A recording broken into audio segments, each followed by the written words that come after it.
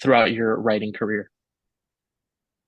So I use a lot of inspirational things. I will listen to certain playlists when I write, Mm, or watch certain movies or shows when I'm writing specific parts of the series. And I choose it just based on how it makes me feel. This song makes me feel, like there's an epic scene taking place. And so I listen to it during mhm. the epic scene. Or during the first book, when I was trying to lay out this cozy little town and I wanted the feel to be just right, I binged all of Gilmore Girls because I just needed to be immersed in that emotion I love and that. have that be evoked the whole time I was writing.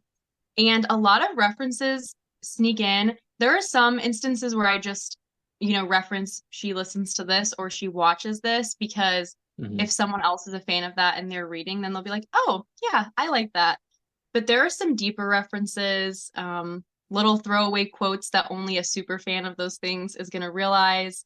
And I also Hmm. use like little splashes of lyrics throughout the story because to me, music is such a poetic art, and the lyrics and the prose in certain songs, like they can take on a very deep, deep meaning within the story. So I love Right. throwing that Right. in there and throwing in, a few lyrics here and there. And that's also got to be really cool when the reader picks up on it and lets you know, Yeah. like, oh my gosh, did you do this on purpose? Because I've read, Mhm. in fact, I think it was in Queen of Shadows, there was a line that just said, I have a bad feeling about this. And I was like, I don't know if that was intentional, but immediately went to Star Wars when I read it. Um, so that Mhm. stuff is always super cool to me. Um, and like going back on, the topic of, how you release your story out into the world and you're kind of waiting for those initial reviews to trickle in and what the reception is like.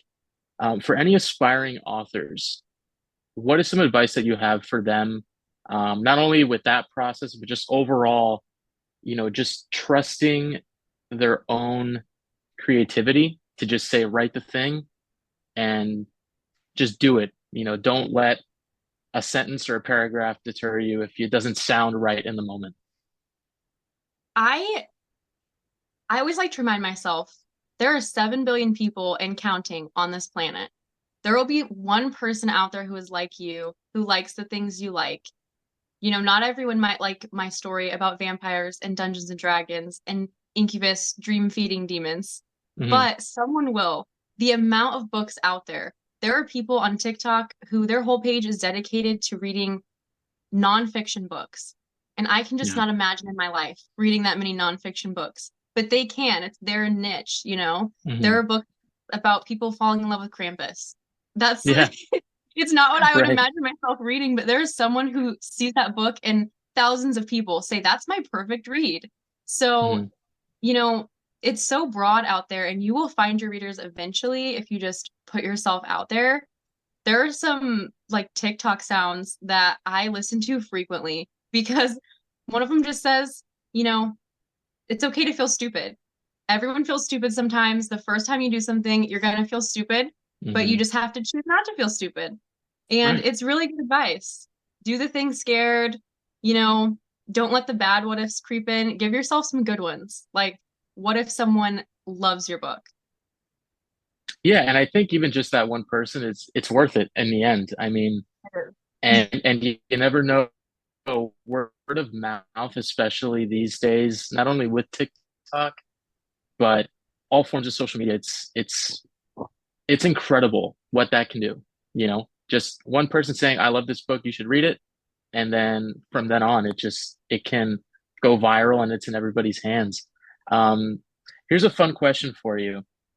Have you thought about, let's say, the immortal life of Pate Percival becomes a movie, a TV show? Have you thought about who you would cast as the two main characters? So I have thought about that happening in my wildest dreams. That's a lot of the Mm, reason why I listen to playlists when I write, because I just have to have that movie vibe. I hmm. have not cast the two main characters. Ironically, I just they're so specific in my head that it could just never be right with existing actors. But there are others that I have cast. Known as Boss, who owns the bookstore. His name is Mhm, Roy, and he's a character that kind of develops as the series goes. He's kind of a little Easter egg character. And every time I write about mhm. him, I vividly imagine him as Matthew Lillard. Oh I'm a my God, huge that's I'm a funny. huge D&D fan, and he does lots of D&D content Mhm, nowadays. I obviously grew up on all of his movies, and for some mhm. reason, he's just what I picture as that wholesome bookstore owner that's a little bit more than meets the eye. That is so funny because I do that all the time. I'm reading and I'm like, who would that be? You know, and the same thing with like with settings. Because one thing I've noticed, I don't know if you're the same way, when I'm reading a story and if something is described in such a way where I can connect it to something I've seen in another movie or show, immediately it looks like that for me. So every Oh, yeah. time I think back to the story, I'm thinking of, if there's a throne room sequence, I'm thinking of, Palpatine's throne room in Return of the Jedi. If there's a castle, I'm thinking of Hogwarts. If there's, it's always like that. So I don't know if that's happened to you, or if that's sort of how you write when you're describing places and just overall scenery. That definitely happens to me. And if Mhm. anyone reads my book and that happens to them, I definitely want to know about it. When I read ACOTAR for the first time, I think a lot of people feel the same. That mud worm sequence, all I could picture was the Alaskan bullworm from SpongeBob. Yep, me too. Oh, that's funny. I want to know why we all had that collective thought. I feel like no one has said anything different. It was all the Alaskan bullworm. And I'm not That sure is that's what so he was funny. going for, but I that's don't what think she, so either. yeah. Yeah. Yeah, I don't think so either. It's probably supposed to be something super menacing, and then we made a meme out of it with that worm. Oh my Oh, yeah. gosh, that's hilarious. Um, so we're almost done here with this conversation, but I wanted to ask you before you tell everybody, where they can find the book and where they can find you online. If there's anything that you would like to tell readers who are thinking about reading the book, um, and are not iffy, but maybe they haven't delved into this genre before, maybe they are those nonfiction readers, what would your pitch be to them so they could crack open the book?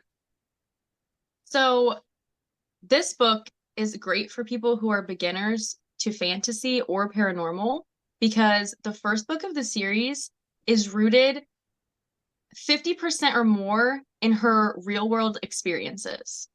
So this is great for beginners. My first beta readers are not fantasy readers at all, but it's good for someone who wants to get into it, who just has like a base knowledge of it. And the series really grows as it goes. So if you read the first book and there is just a little hint of something you like, I definitely encourage people continue with the series because I like to take it in many different directions that many people can put themselves in the place of. I do reference like 1920s historical events in this first book. There are going to be historical elements in the standalone novel that is a pirate novel. The Oh, main cool. series goes a lot into fantasy, but there will be dragons, fae forests. There will be more modern aspects in some of the books. So I feel like everyone can find something that they love in the story, whether it's the love itself or whether it is found family or, there's a really rich amount of side characters. Some books really focus just like down the straight and narrow. You got your main person and only who they see. But I'd Mhm. like to branch out and just make it something that everyone can really enjoy. That's awesome. And that would get me to read it if I wasn't already, totally bought in. Is there any book that you would compare this to? Like if somebody is an ACOTAR fan or they've read, Throne of Glass or they've read Fourth Wing, is there anything you could point to that you would say, all right, if you liked that book, I think you would like this. You know, I'm not really sure. There are definitely a lot of things that I've drawn inspiration from, but I think it's Hmm. really unlike other things that I've read. When I was writing, one of the books that majorly inspired me was Inkheart because I really liked the Okay. way that it was rooted in the main world setting, but the mystical elements were brought in such a charming way. Um, Cornelia Funk is such a great writer. I definitely think that if you like the Gilmore Girls small town vibes, you will like this book. If you like the way that Interview with the Vampire examines the morality of a character like a blood-sucking vampire and how can this be and how do they cope, then I think you will like this book. Awesome. Awesome. That's actually, that makes me even more excited to know that this is really like its own thing. Like there's really no label to put on it. So that's really exciting. Um, well, Hannah, thank you so much for joining me today. I really appreciate it. Before you go, if you can let people know where they can find you online, where they can find the book, and anything else you might be working on aside from the immortal life of Pate Percival. Yeah, so right now it is available in ebook and paperback on Amazon. I actually have a sales goal. When I sell 1,000 physical copies, then I am going to release a hardcover edition and I'm going to be working with an artist. Super excited for that. I've already been in touch with her. I post most of my updates through TikTok, but in my bio, there's a link to buy me a coffee, which is my email list. It's a great place in case you don't want to spend $15 on a book or you think, wow, I like to support a cause but I can't add another book to my TBR. You can tip on there. You can get free updates, but you can also just leave a tip, and all that's going to be used for PR packages. So, those are the exciting things with the first book. The second book, I'm hoping to release at the end of 2024, and the updates will be in those places as well. Awesome. All right, guys, y'all know what to do. Make sure to get the book, read it, leave some awesome reviews, and help Hannah any way you can. And we'll keep our eyes open for book number 2 at the end of the year. Thank you so much. All right, guys, episode number 1 is in the books. Make sure to go out and get Hannah's book. Support her any way you can.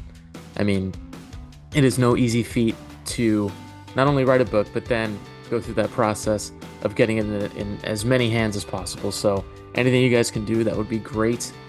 We're going to be having weekly episodes from here on out, every Thursday, dropping at 11 a.m. Eastern. Next week, we'll be speaking to Alexandra Pugachevsky, the author of the Zoya trilogy. It's another great conversation. Can't wait for you guys to listen. And remember, you guys can listen and soon watch these episodes on YouTube. You can listen to them on Spreaker. I'm going to be adding them to Spotify, Apple Podcasts, and all those other podcast sites. I mean, there's like 1,000 now. So I really, really hope you guys enjoyed this.